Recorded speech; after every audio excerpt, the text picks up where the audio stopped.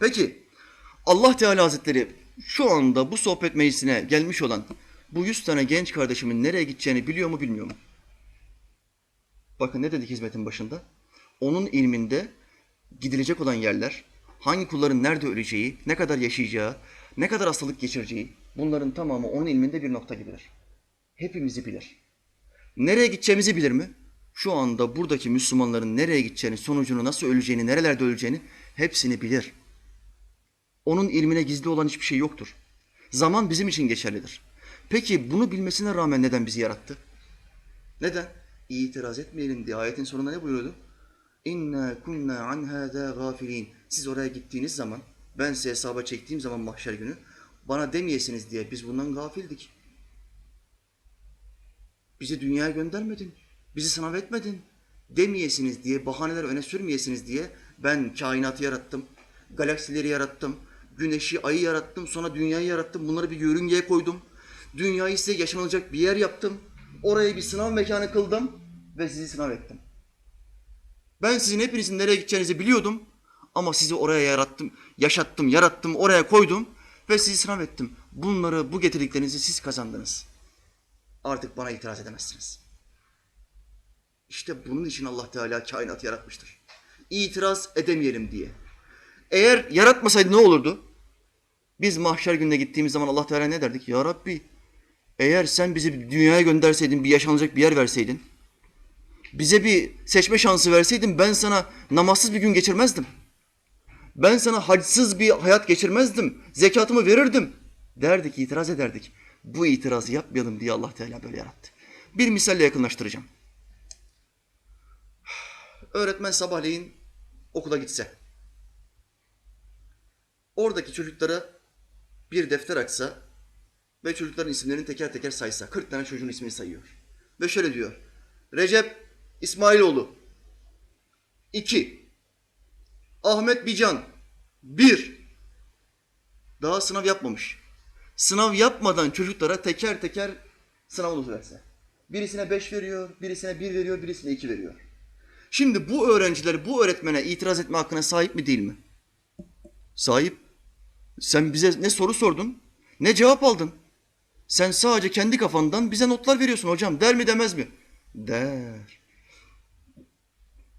Mahşer günü Allah Teala'ya bu sözü söylemeyelim diye Allah Teala bu evreni yaratmıştır. Kainatı yaratmıştır. Ve bizi sınav ediyor. Allah sizi hayırla da sınav eder, şerle de sınav eder. Başınıza gelen, hoşunuza gitmeyen bir şey de hayır olabilir. Siz bilemezsiniz, Allah bilir.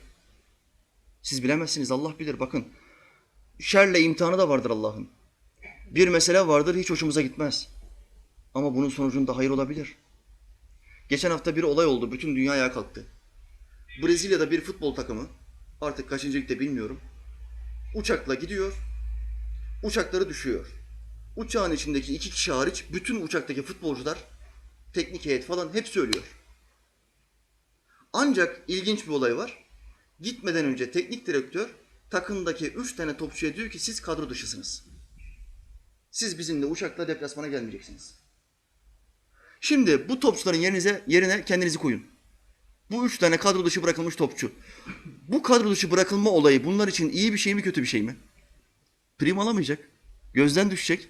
Belki de sene sonunda yeni bir sözleşme yapılmayacak. Daha aşağılara düşecek. Kötü bir şey değil mi bu? Allah kötü bir şeyle de seni sınav eder. Ama bunun sonucunda iyi bir şey olabilir. Sen bunu bilmiyorsun.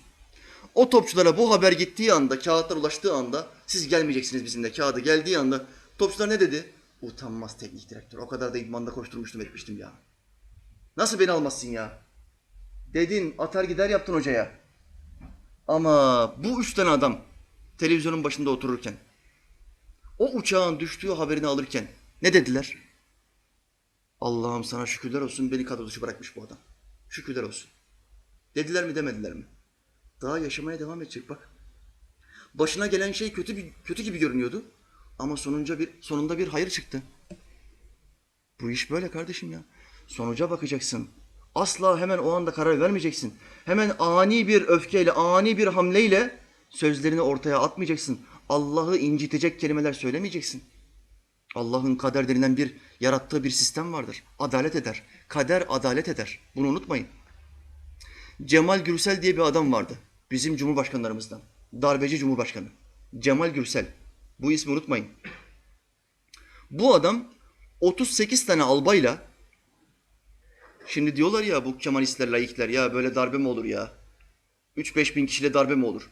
38 tane albayla Adnan Menderes ve hükümetine, Demokrat Parti'ye darbe yaptı. Kara Kuvvetleri Komutanı bu. Genelkurmay Başkanı falan değil. Cemal Gürsel. Kara Kuvvetleri Komutanı adam 38 albayla bir plan yapıyor. Çok kısıtlı imkanlarla darbe gerçekleştiriyor. Sonra ne yapıyor? 3 tane adamın kellesini alıyor. Adnan Menderes ve 2 tane bakanının kellesini alıyor. Gerekçe ne? Her zamanki aynı gerekçe. Hırsız bunlar. Bir adamın kellesini almak istiyorsan, ona iftira atmak istiyorsan en kolay iftira nedir? Bu hırsız. Uçakta altınları vardı. Tam kaçmak isterken yakaladık. Birkaç tane de yalandan fotoğraf çektim mi? Altınları koydum mu uçağın içine? Tamam. Komployu hazırladım. 3 tane adamı astılar. Sonra ne oldu? 1-1,5 yıl kadar sonra iktidar sivile geçti. Cemal Gürsel kendisini Cumhurbaşkanı yaptırdı. Cumhurbaşkanlarımızdan bir tanesi kim bizim? Diktatör, darbeci bir adam Cemal Gürsel. İşte demokrasi. İşte laisizm. Bu adam 7 yıl boyunca Cumhurbaşkanı olarak seçildi. Ama kaderin ona biçtiği rol 5 seneydi. 5 sene sonra ne oldu? Bu adam felç geçirdi. Hala Cumhurbaşkanı ve felç geçirdi. Hemen Gülhane'ye götürdüler, hastaneye. Doktorlar dediler ki bizim tekniğimiz yeterli değil, bir şey yapamayız. Bunu gönderelim Amerika'ya. Amerika'ya götürdüler. Oradaki bilim adamları, doktorlar, tıp eğitmenleri dediler ki yapacak bir şey yoktur. İşi bitmiştir. Döndürülemez. Aldılar tekrar geri getirdiler Cemal Gürsel'i. Daha 2 sene var. Cumhurbaşkanlığı görevinin bitmesine 2 sene var. 5. senesinde Allah dedi ki bu kadar. Senin süreceğin hüküm 5 sene. Zulüm ettin. 5 sene boyunca kral gibi yaşadın. Şimdi hesap zamanı. Bitkisel hayata Allah Teala bunu alıyor. Sonra ne oluyor biliyor musunuz? Bu adamın Cumhurbaşkanlığından azledilmesi lazım. Azledilmesi için doktorların rapor vermesi lazım. Kaç doktor rapor veriyor? 38 doktorun raporuyla Cemal Gürsel 5 yıl sonra Cumhurbaşkanlığı görevinden azlediliyor.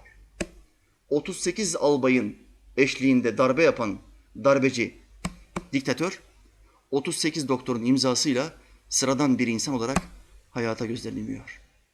Öldüğü tarih ne zaman? Adnan Menderes ve arkadaşlarını astığı tarihten 3 gün önce. 5 yıl sonra 3 gün önce.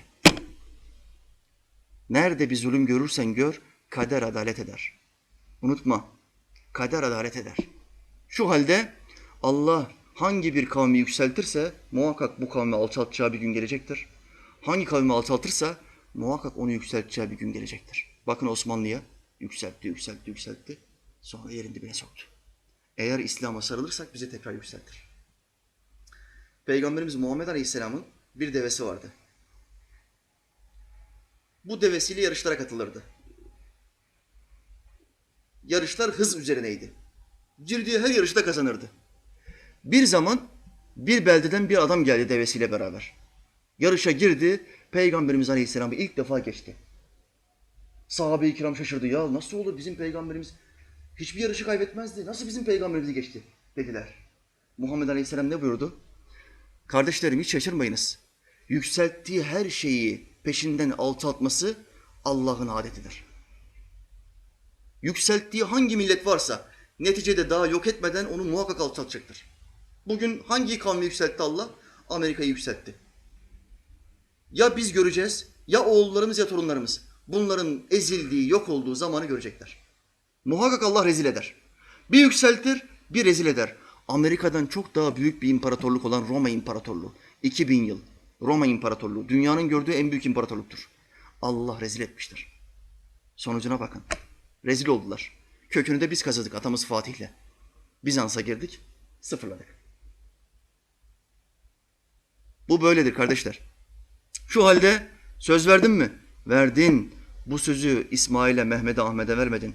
Allah'a verdin. Sözünü tut.